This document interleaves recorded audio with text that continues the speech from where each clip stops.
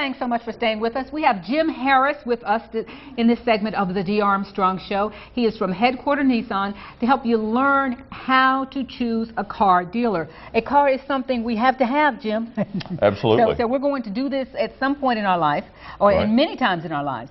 So what would you say to someone who says, hey, look, there's all these car dealers out there. How do I choose the one that's right for me? Well, you know, I think a lot of people learn by experience to put a lot of effort into the selection of the specific car, the brand and the make of the car, options, so on and so forth.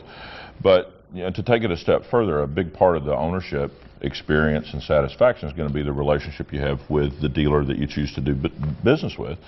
And you know, if you don't have an existing relationship with that dealer, you're kind of starting from scratch, and you know, you've got to make an evaluation. And I think, you know, there are a few things that being in the industry that I would be kind of acclimated to look for in determining whether or not a dealership is a well-run business. I mean, usually if they're well-run and efficient, they're going to do a good job taking care of their customers. It kind of sounds like you're saying relationship.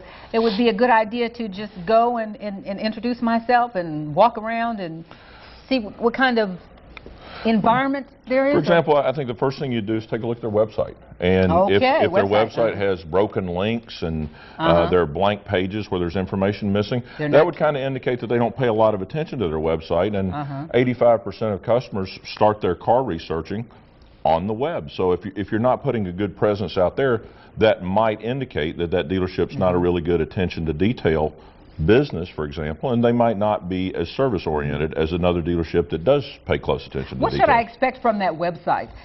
Should I expect prices? What should I expect? To see cars and get quotes? Or well, it's really a good starting point. You know, there's a lot of parts of the equation that really involve us, but it's a good place to get your process started and kind of narrowing down which product's ideal for you, you know, based on size, options, equipment, pricing.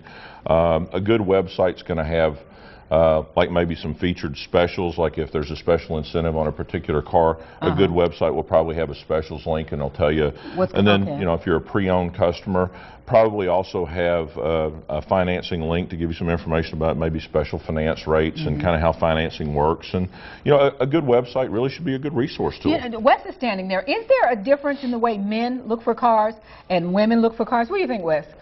Oh, absolutely, and I think there's a perception, at least, that they're going to be treated differently when they walk on a lot. And some cases that may be true, but obviously that shouldn't always be the case. Because women are more savvy today. Is there a big difference these days?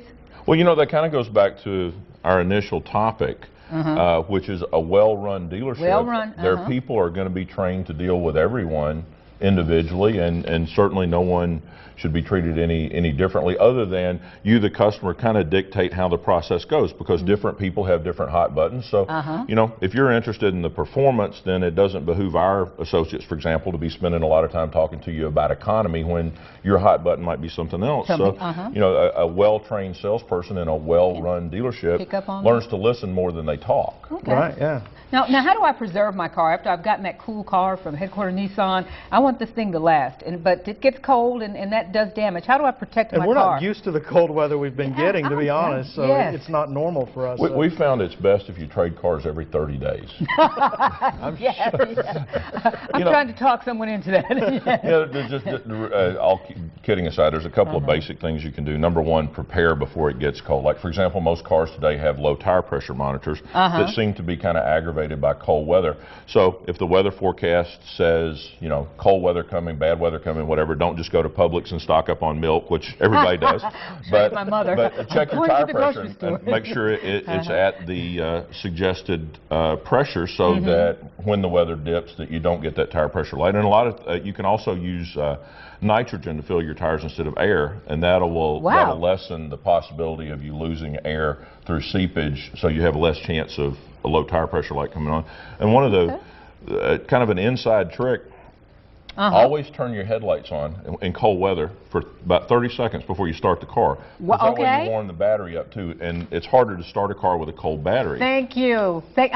You lit up when he said inside trick. You said always inside do those trick. inside tricks, Yeah. yeah. And then you seem so smart when you tell your friends if they're not watching at this particular moment. But what we see people in, every time the weather turns cold, we see people in that a lot of times the replacement of a battery could have been avoided if they had just warmed the battery up. Wow. So headlights on for 30 seconds and start your car, and you'll extend your battery life. That is Great good tip, info. yeah. Here's another one that gets just about everybody probably. How do I know how much my car is really worth? It's really a good parallel is the real estate business. Especially with what the real estate market's been through the last couple of years. Everybody's heard of short sales where, oh my gosh, I bought a house that appraised for $200,000 for $120,000. Well, was it really worth 200 or was it really worth 120? So there's a lot of resources out there to give you kind of a starting point, but the reality is it's a market-driven number, and your car is worth basically what the market dictates. The higher the demand, obviously, the better condition, yes, and the better pedigree that your car has, obviously, the more of a premium it's going to bring. And it's in essence, it's like a house. It's worth what you can buy another one just like it for. Now, in the industry in general, can I trust those advertised sales? Well, we're in the state of Georgia, and the state of Georgia has taken more steps to be protective of consumers relative to automotive advertising, for example, than pretty much any other state in the eastern half of the country. And one thing, for example, if you're a customer, you're looking at an ad, in the state of Georgia, that ad is supposed to reflect all charges. Oh, except okay. tax and license. So no hidden charges. Only okay. the things that the state says are extra, but dealer fees or prep or freight or all that. So if you go visit a dealer and they tell you got to add some astronomical number to the sale price, I'd say that's probably not a dealership you want to do business with. I saw Jim Harris. I know the law. Right. And well, not only is it not ethically right, it's in the state of Georgia, it's actually illegal. Okay, awesome. I understand we have a phone call. Where are you calling from, and what's your name, and what's your question? This is John from North Columbus. Okay. I know I've got a friend that's having troubles with his transmission, and some people say that you can get a better deal, price-wise at least, with going to an independent garage or an auto parts store rather than going to a dealership. So what do you say to that kind of a question? What do you think about that? If I want to replace my transmission, how do I decide which way to go? Well, I can't speak for every dealership. As a rule, labor pretty much costs what it costs. I mean, a well-qualified, well-trained technician is going to cost X number of dollars. So that's whether it's an independent or a dealership. And, most dealerships, going back to the first question of how you choose who to do business with, a well-run dealership, we monitor cost and prices of everybody around us, so we make sure that we're competitive. Staying competitive in there. So we offer, factory parts and well-trained technicians, but we're competitive with all the prices around us. I mean, we change oil, for example, for an average of $5 to $12 less than anybody else in Columbus. Okay, awesome. Jim, thanks so much for being with us. I love your tips.